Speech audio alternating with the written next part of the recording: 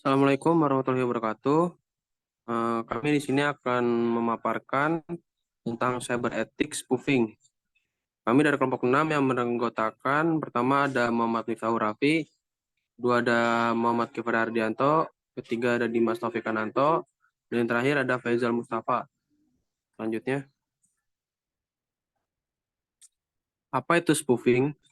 Spoofing adalah suatu serangan cyber berbentuk penipuan online yang mengatasnamakan pihak terpercaya untuk mencuri identitas, menyebarkan malware, bypass akses kontrol jaringan, melakukan serangan di DOS, dan lain-lain. Scammer atau tersangka penipuan biasanya menyamarkan menjadi seseorang atau organisasi yang terpercaya, misalnya saudara, tetangga, perusahaan, bank, institusi negara, atau platform online populer yang biasa Anda gunakan. Scammer bisa menggunakan berbagai bentuk komunikasi, mulai dari platform standar seperti email atau telepon, hingga platform yang lebih teknikal seperti IP, DNS, ERP, dan lain-lain. Selanjutnya,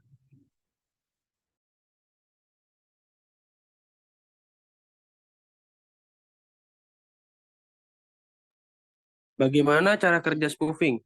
Biasanya penipuan melakukan pratext yang diikuti dengan action statement. Pratext adalah alibi, biasanya pernyataan pertama yang diucapkan penipu ke korban. Penipu berpura-pura menjadi orang yang kita kenal atau organisasi yang kita percaya, lalu mereka akan bercerita dengan meyakinkan, logis, akurat, namun pada tingkat kenyamanan korban. Selain itu, mereka menyampaikan secara urgensi, artinya mereka mengatakan bahwa waktu terbatas dan mereka harus bertindak dalam waktu singkat. Adanya urgensi biasanya tidak membuat seseorang berpikir dua kali untuk mengambil tindakan atau keputusan. Dalam pernyataan tindakan scammer, meminta korban untuk melakukan tindakan sederhana, misalnya memasukkan data ke dalam formulir, mengklik link, atau sejenisnya. Pernyataan tindakan biasanya merupakan keterampilan pengorbanan ini karena korban biasanya curiga dan mengabaikan jika permintaannya terlalu rumit. Beginilah cara spoofing biasanya bekerja. Prosedur yang tepat tergantung pada jenis scam yang dijalankan oleh scammer. Selanjutnya,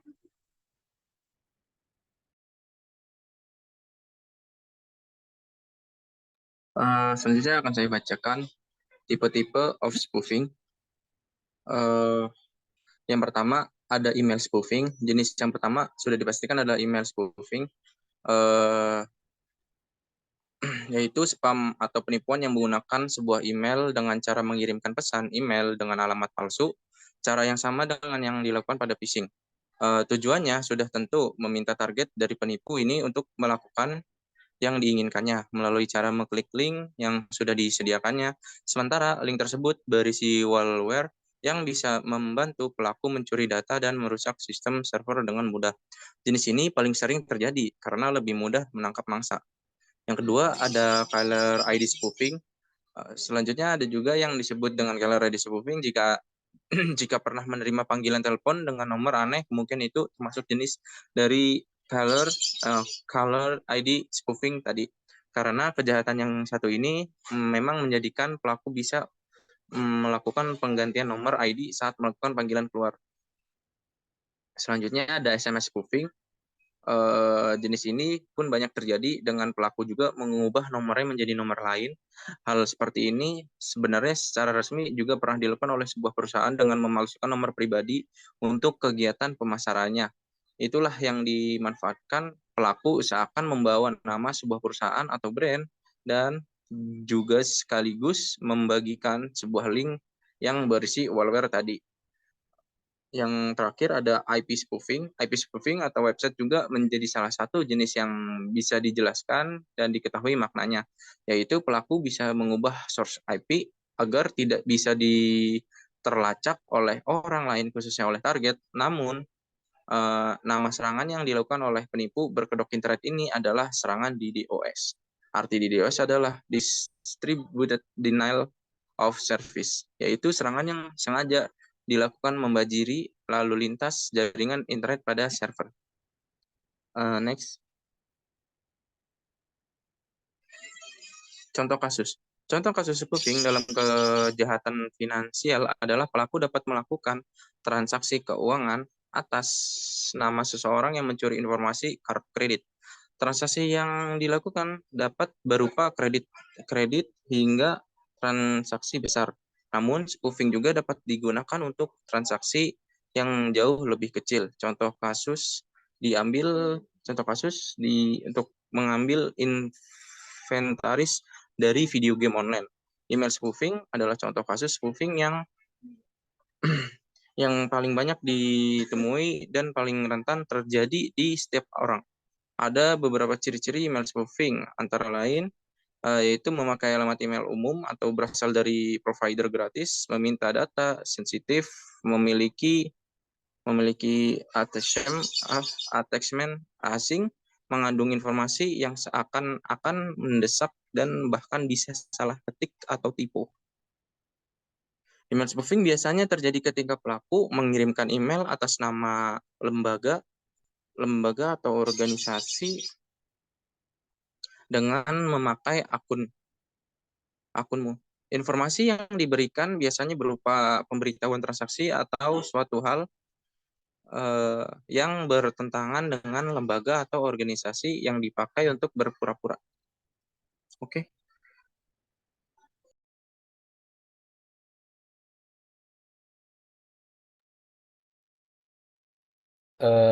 Selanjutnya, bagaimana cara mencegah spoofing? Pertama, filter spam wajib diaktifkan. Hal ini akan menjadi pelindung utama kontak masuk Anda dari sebagian besar email palsu. Kemudian, cermati setiap komunikasi digital, jangan tergesa-gesa mengambil tindakan. Cermati dulu setiap komunikasi digital yang Anda terima. Perhatikan tata bahasa atau struktur kalimatnya untuk mengidentifikasi spoofing. Selalu mengonfirmasi informasi sebelum melakukan tindakan. Ingat untuk selalu memverifikasi kebenaran informasi. Hubungi pihak terkait secara personal dan pastikan apakah mereka menghubungi Anda. Mengecek keabsahan URL. Jangan mudah terpancing untuk mengklik suatu tautan. Sorot terlebih dahulu URL-nya. Jadi Anda bisa mengetahui URL-nya tampak mencurigakan atau tidak. Autentikasi ganda. Lapisi keamanan Anda tambahan. Biasakan untuk menggunakan dua opsi autentikasi. Kemudian menggunakan software security, misalnya anti malware dan antivirus. Lebih baik digunakan versi premium supaya keamanan lebih baik.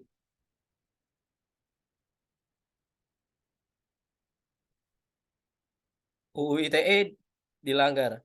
UU ITE yang dilanggar yaitu Undang-Undang ITE nomor 11 tahun 2008 pasal 31 ayat 1, orang dengan sengaja dan tanpa hak atau melawan hukum melakukan intersepsi atau penyadapan atas informasi elektronik dan atau dokumen elektronik dalam suatu komputer atau sistem elektronik tertentu milik orang lain. Ayat 2, setiap orang dengan sengaja dan tanpa hak atau melawan hukum melakukan intersepsi atas transmisi informasi elektronik dan dokumen elektronik yang tidak bersifat publik dan di dalam suatu komputer atau sistem elektronik tertentu milik orang lain, baik yang tidak menyebabkan perubahan apapun maupun menyebabkan adanya perubahan, penghilangan atau perhentian informasi elektronik atau dokumen elektronik yang sedang ditransmisikan. Ketentuan pidana pelanggaran UU ITE nomor 8 tahun 2008 tentang transaksi elektronik. Pasal di atas, pasal 47. Setiap orang yang memenuhi unsur sebagaimana dimaksud dalam pasal 31 ayat 1 atau ayat 2 dipidana dengan pidana penjara paling lama 10 tahun atau denda paling banyak 800 juta rupiah.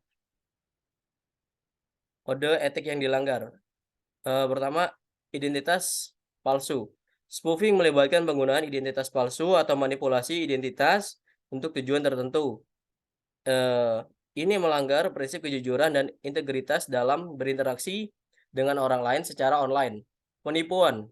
Spoofing seringkali digunakan sebagai metode untuk melakukan penipuan atau tindakan penipuan lainnya. Ini melanggar prinsip-prinsip keadilan dan kerjasama dalam berkomunikasi dan berinteraksi online.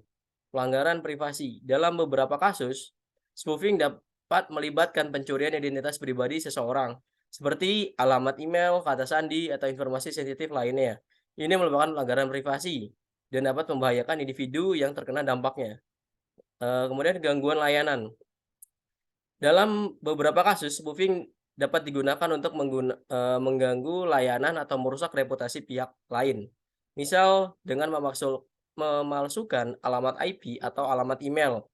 Seseorang dapat mengirimkan serangan yang merusak ke sistem atau membuat pengguna lain mengalami kesulitan.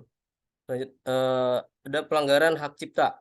Jika spoofing melibatkan pemalsuan identitas individu atau entitas yang dilindungi hak cipta, seperti merek dagang atau logo, hal tersebut juga dapat melanggar hukum hak cipta. Selanjutnya akan dilanjutkan oleh teman saya, Givari. Cukup sekian mungkin pemaparan dari kelompok kami. Untuk kurang lebihnya mohon maaf. Wassalamualaikum warahmatullahi wabarakatuh.